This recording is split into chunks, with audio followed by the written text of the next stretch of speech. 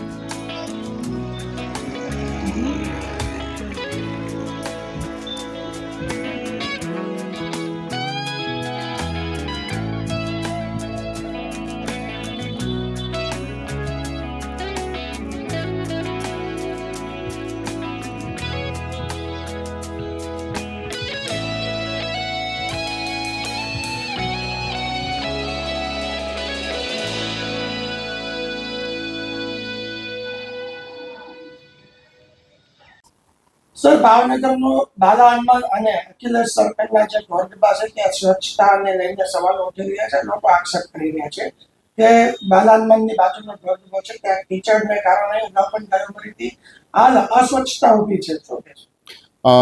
બાલા હનુમાન અને અખિલેશ ઢોર ડબ્બો છે એમાં આપણે રોજિંદા આપણે સાફ સફાઈ કરતા હોઈએ છીએ. અખિલેશ જે ઢોર ડબ્બો છે ત્યાં આપણે નીચે પીસીસી પણ બી કરેલું છે અને ત્યાં રોજિંદા આપણે ત્યાંના જે માણસો આપણે સફાઈ કર્મી રાખેલા છે, સાથે સાથે આપણે લોડરથી પણ ડેઇલી બેસિસ ઉપર આપણે સાફ સફાઈ કરીએ છીએ.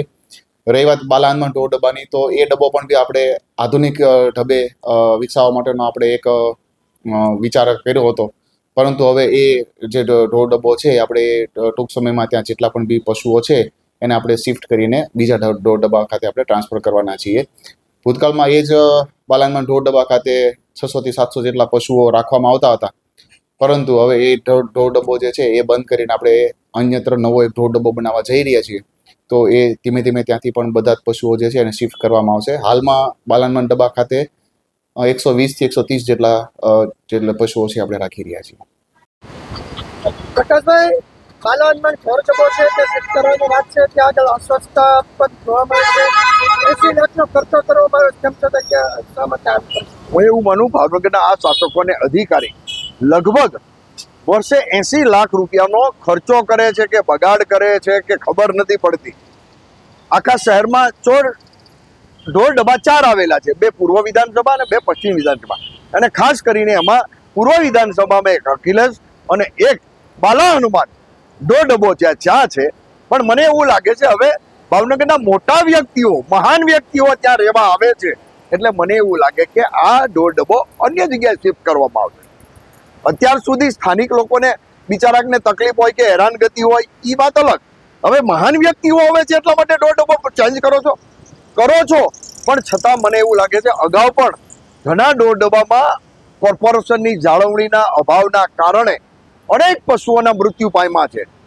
પછી ઉપર તડકો લાગતો તો છત ન હોય, વરસાદ પડતો હોય, ગંદકીવાળો હોય, આ પરિસ્થિતિમાં આ ઢોર ડબ્બામાં પૂરવામાં આવે છે. પણ એની જે જાળવણી રાખવામાં આવે એ જાળવણી આ કોર્પોરેશન દ્વારા રાખવામાં આવતી નથી. એના કારણે અનેક મૃત્યુ પામ્યા છે.